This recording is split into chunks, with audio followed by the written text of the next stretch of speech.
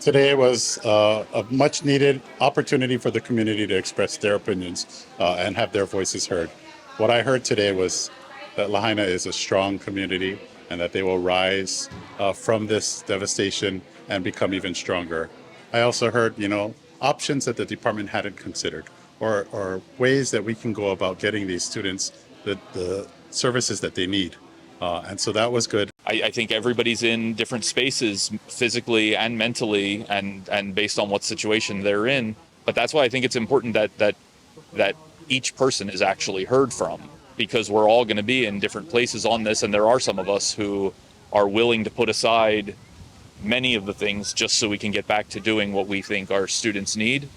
There also needs to be recognition from the people at the top that there are plenty of people who are not going to be ready now or even anytime soon. After a good bit of the testimony, we actually heard the superintendent utter the phrase, "I apologize," about the lack of communication that people have received, and he said that if they could go back and do things differently, there's certainly things that they would consider. I think there's been a lot of people who have been saying the communication's been sorely lacking and we should have had these meetings weeks ago, not just now after a plan is concocted.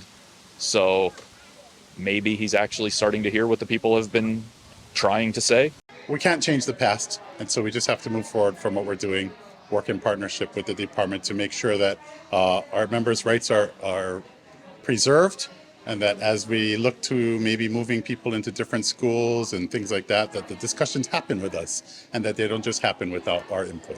I'm not surprised to hear the words of the community. The community's been pretty angry that nobody's been asking them anything and that nobody's been giving them a chance to give any input until now, 3 weeks after the disaster. So not surprised that there's definitely frustration and anger coming out from the community.